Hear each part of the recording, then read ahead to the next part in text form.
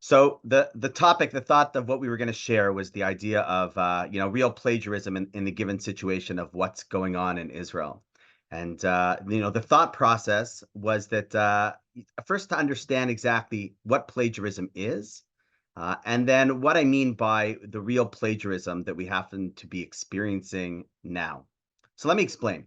See, the definition of plagiarism is presenting. This is the definition and dictionary definition: presenting work or ideas from another source as your own, with or without consent of the original author, and by incorporating it into your work without full acknowledgement. Right? In short, what it means is a person goes ahead and says, "This is my idea, this is my initiative," right? And doesn't really give any sense of where does it come from? Where do you get that from? So it's very interesting. If we look through what the Jewish people are going through right now, there's a lot of talk, and I have this discussion within the halls of some of the Chevra, of UJ with some of the Chevra in terms of fighting anti-Semitism, getting rid of anti-Semitism. We live now in a time period, obviously, where we haven't, I think, experienced this, at least in my lifetime. Being, I don't know where we all, there's some people younger than me, a little older than me. I was born 1973 after the Yom Kippur War. Ever since then, there was no existential threat. I remember once going to a talk by Alan Dershowitz where he said that anti-Semitism is dead. This was back when I was in university, so it must have been the 90s. And someone said, "What do you mean? There's still people who like are haters." He says, "Yeah, but it's not accepted socially. They didn't have the term canceled back then at Barnes and Noble in 1996, right? But he effectively said, if you did that, you would be canceled. It wasn't acceptable." So that was the world in which I grew up. And now there's a different reality on the ground where you don't necessarily get canceled. You might even get promoted as a result of certain things. And the canceled people are the ones who are the oppressed in the situation. And it seems like it's such a new thing, and the wording that's being used. So, what do I mean by plagiarism? So, we have a very interesting principle in Jewish thought. There's a Mishnah that we're taught that says actually a person has to always quote. This is interesting. In Pirkei Avot, it's part of our oral law authored over 2,000 years ago. It says, "Shekol ha'omer davar b'shem omro mevi geula la'olam." A person has to quote what something comes from, and if you do that, you will actually bring a redemption to the world. So I want to point out two things on this. First of all, it's amazing to think that our tradition 2,000 years ago, before the word plagiarism even existed, said that a person, that's why you'll see sometimes in the Talmud, there's always these quotes. It says, "So and so said in the name of so and so, who said in the name of so and so." Just say the point. No, because already part of our tradition was you have to understand where the idea comes from. And if a person does that, it says on a deeper level that will bring redemption to the world. Now, I'll explain why it says that on a technical level. The Mishnah says. So we actually just entered this month, the month of Adar, which is the month of Purim, right? So the source for why you quote something in the name of the person who said it and it brings redemption to the world is a very interesting story. If you're familiar with the story, we won't go through the whole Purim story, but there was basically what was happening was there were two people, Bigsan and Seresh, who wanted to go ahead and execute the king.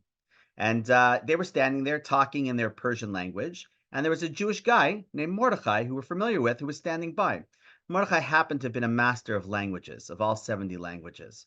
I remember there were friends of mine when I was in YU, and there were some people that were talking in Spanish about the Jewish kids they saw, not realizing that my friend knew Spanish, right? So he quickly piped in and said, "By the way, careful what you're saying. I know what's going on." So these people were talking in Persian, didn't realize that Mordechai understood what they were saying, and they were basically plotting to assassin the king, Ahasuerus.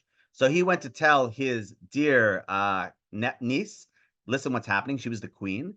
They look into it. They do some forensic investigation. They find out that it's true, and they execute these two guys.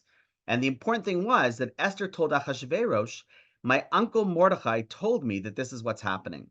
And they had scribes, and they wrote things in their books. And in the books, they wrote down that Esther said that Mordechai said that these people were going to kill. And then later on in the story of Purim in the Megillah, which we're going to read in about a month and a half, right? What happens is that he's reading his book. He says, "Oh, there was this guy Mordechai who saved my life, who only told the information. And because that was told, Haman, who wanted to kill Mordechai at the exact moment, Achashverosh says, 'What? Mordechai? Mordechai saved my life.' And the whole story turned around. Had she not said, 'Hey, Mordechai was the one who gave you this,' the whole story would have been different." So that's just the context. It's just interesting to see that we believe deeply in giving credit to where credit is due. And there's two reasons for that, many reasons. But one of the reasons is because obviously who gets the credit for the idea? But more importantly than that, if you want to understand an idea fully, you have to look at the source of where it comes from. So it's not just a sense of plagiarism is my intellectual property and I own that. But if you think about it, if there's a person who's a genius scientist who comes up with a certain invention or creation or find something, right? There's a word that I'm looking for, but I can't remember what it is. But they come to a certain solution that hasn't been there before. Then what happens is that that person's done a lot of investigation. So if you really want to understand the principle well, then you have to go back to the source because he did so much in order to be able to understand what that is. So going back to my discussions in the halls of getting rid of anti-Semitism and where does it come from? Anti-Semitism today is a plagiaristic reality of something that existed in our tradition thousands of years ago. And the question is, where is the first time that we actually see that? So it's very interesting. In the last week's Torah portion, Yitro, when we receive the Torah, there's a very interesting passage in the Talmud that's brought down. And I can send this if you want if I was technologically advanced enough, I would know how to post it. I actually, you know what? I might be able to right here. Hold on, I can do a share screen. I think I can do this. One, share screen. Where's a Word document? Hold on. Okay, don't look at my messy. Here we go. You see that? Great. So if you look over here, very interesting, you have a source for what happens after. Let's go scroll down. What happens after the Torah is given? So we know that the Torah is given on a mountain called Har Sinai, Mount Sinai. So our Talmud says thousands of years ago, why is it called Sinai? What is that Sin'ah? What does that word mean?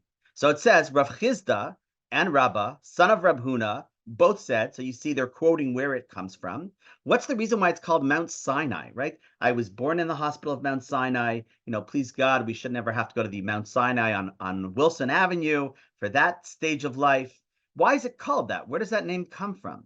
So it explains, I'll read it in Hebrew and then in English. Hare sheyarda sina leumas ha'olam alav. Because hatred came down from the nations of the world on it. What does that mean? It means there was something inherent with the Jews getting the Torah, right, their guidebook to morality and spirituality, which automatically caused a reaction of people not liking us. Right? It's not a matter of, oh, there's something about the Jewish physical body.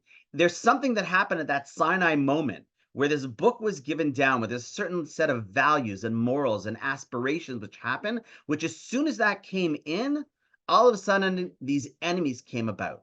And I'll quote you some of that we even saw, unfortunately, in 60, 70 years, meaning these weren't his, or 80, 90 years at this point, these weren't his own words, right? These were words that were stolen from Mount Sinai, right? So when Hitler, again, I feel bad quoting him and having him on a source sheet. I will destroy this afterwards, like we wipe out their name of Haman. But if you read the words, which are so telling for that Talmud passage of 2,000 years ago, and again, these are direct quotes.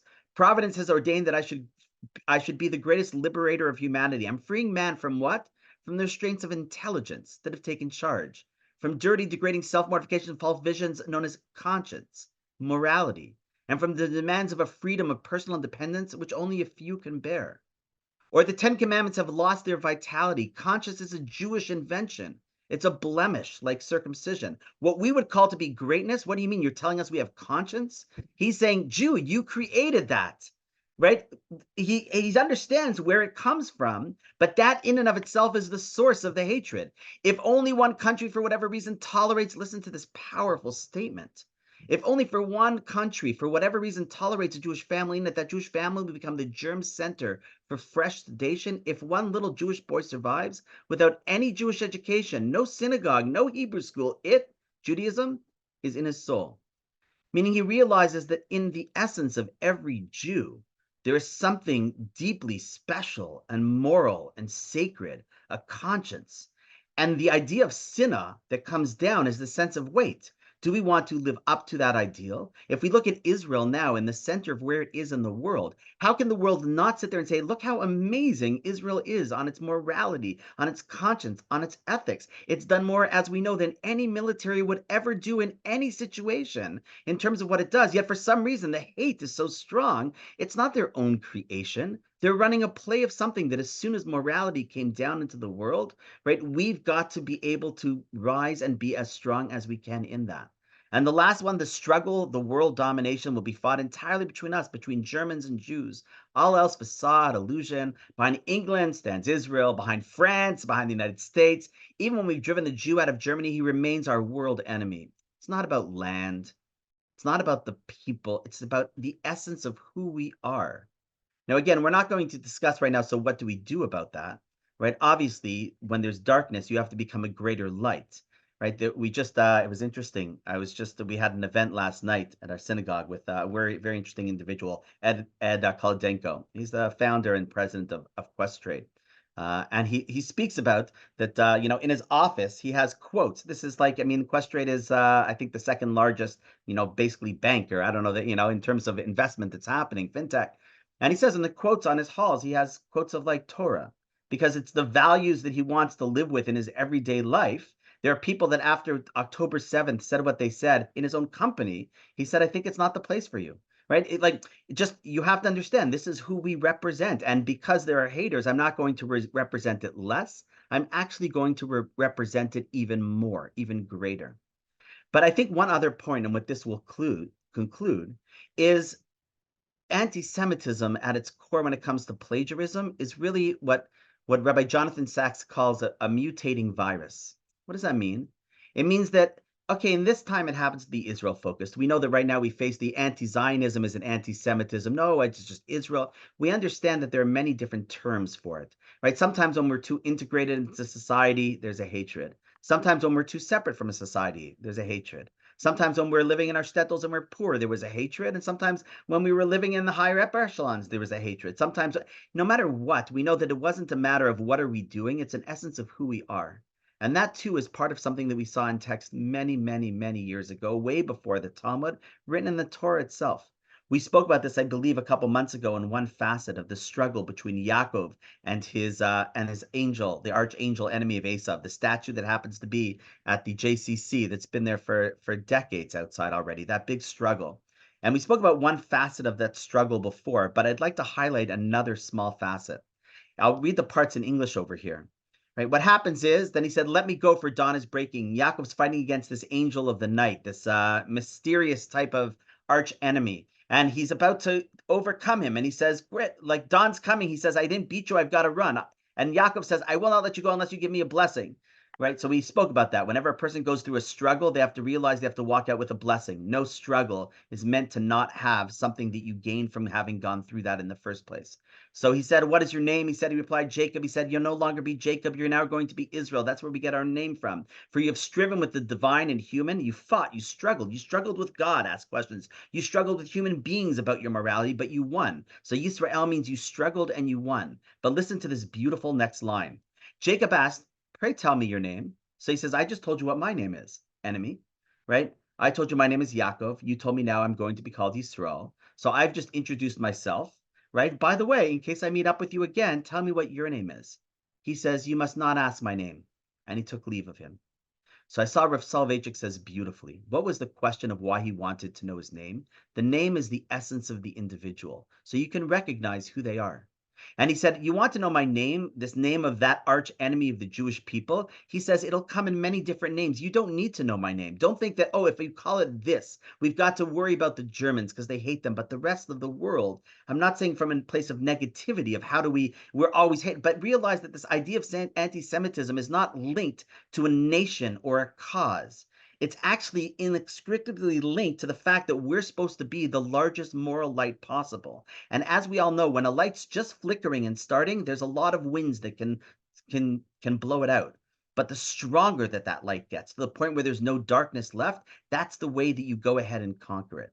And therefore, I think that if we know the source, it's saying anti-Semitism isn't coming, like the Torah said, because of our essence of our physical being. It's because of our moral stature of who we're supposed to be. And there's going to be a struggle between that. And that same struggle exists within ourselves. When we sit there and feel that there's a higher moral ground to be able to achieve internally, we have our own sides, our own evil sides that say, come on, what do you want to do that for? The negativity side. It exists internally, right? And it exists externally. And according to the deeper Jewish sources, the way to get rid of the external battle between those forces is to strengthen the internal conquering of those forces within ourselves as well. So not to let our own light get dimmer, but ironically, the exact opposite. And we see this within the Jewish people now, I believe, for the Jewish people and each Jewish person to dig down even deeper into those things, to say, you know what, Hitler, you got it right. We actually, there is something special about the conscious, the moral, the morality, the vision of what human beings can aspire to become. We take that with pride. That's our line. You stole it. And rather than saying, hey, why are we chosen by the world to be picked on? We should realize we were chosen in this world for a purpose. And everyone else in the world seems to realize it. And this is a time period where the Jew themselves has to realize that, Taka, you know what? You're right. We were chosen. And therefore, we have to live up to that mission and to that message that we can share with the world. And the more that we do that, the more that we spread that light, please God, the sooner the darkness goes away as well.